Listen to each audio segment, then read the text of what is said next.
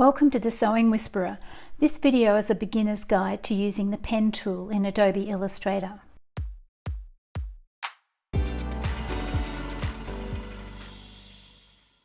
Let's look at how to use the pen tool in Adobe Illustrator. The pen tool is quite a difficult tool to master and it takes a bit of practice, but it's worth the effort. So if you want to download this file to have a practice with, the link's down in the description below.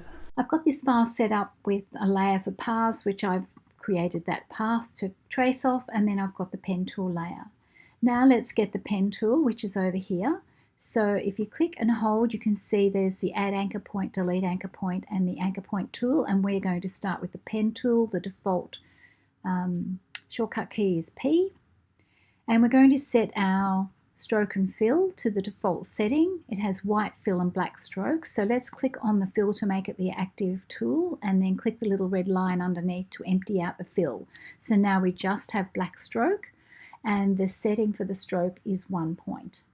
That's the default setting. So I'm 2-finger zooming here to just get the first path on the page. So with the pen tool, we're just going to hover. Now, if you can't see that word anchor when you hover around there, it means your smart guides aren't on. You need to go view and make sure smart guides are ticked. So we're going to hover around here and you'll see anchor.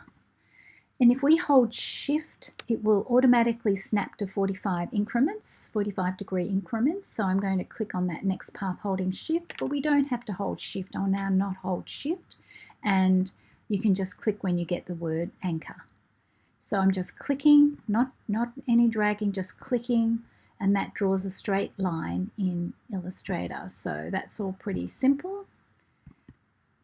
When we get back to the start, you'll notice when you hover you get a little circle on your pen tool. That means you're sealing the path. So if you click, that is a completely sealed path, and if we went to color it with any color, it would be completely sealed and color successfully. I'll just undo that with Command or Control Z. And if I made a mistake with one of those points, so let's say I accidentally clicked over here and I want to straighten that up, I would get that direct selection tool, or I always just call it the white selection tool, and click and drag and place that point back where it should be. Now let's have a go at curves. Curves are a little bit trickier. I'm just going to click in the white area to deselect, get my pen tool, and I'll hover on here. Now, to create a curve, you click and drag. That means you click, hold, and drag down, come over to the other side, and you click, hold, drag up. And notice this funny looking rubber band that's attached to your cursor now. And you've also got handles sitting there that control the direction of the curve, which we'll come back and look at those in a moment. So we're going to come over to this other side and click and drag down. I'll come back and fix these curves in a moment. Come over to this other side, click drag up. Now I want to go into a straight line, so I'll hover on that point and click, and that removes the handle, and I'm now creating a straight line. Click, click, and click. Now to correct these curves, you can just click on the curve and push. I don't do that very often. In most cases, I rely on the handle, and I click the handle and make the adjustment that way. So if you click in this curve, you get the handles that are relevant to that curve, and you just adjust your handles so that the shape looks correct. Okay, let's come down to the next one. So this curve's probably the hardest. Once you've mastered this curve, you've really mastered the pen tool. So I'm going to hover over here and click and drag up in the direction of the curve. This part's the same. Come over, click and drag down. Now we get the tricky part, because the rubber band is saying no, it wants to go down to create the curve similar to what we've just drawn.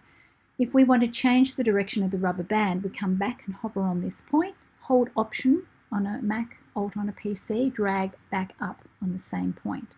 Come over, click and drag without holding any keys, come back. Now we've got to change direction, hold Option or Alt, click and drag up, come back over, click drag down. Now we're going into a straight line, so we click to remove the handle, click, click. Now we want to go into a curve, so we click drag down, in the direction of the curve, click, drag up, hover and just click to remove the handle to go into a straight line, click and click. And then make your adjustments. So with your white selection tool, you can adjust your handles. So these intersections you need to hold Option or Alt. That's the tricky part, and remembering and knowing when to do that. So this combines everything. Let's have a quick go at this one. So we're going to go click, straight line, click. Now we're going into a curve, click, drag up. Come over to the other side, click, drag down. Now the rubber band you can see is happy to go down, so we're coming over to this other side, click, drag up. Next we want to go into a straight line, so we're going to click, come down and click. Now we're going into a curve, click, drag down, and click, drag up.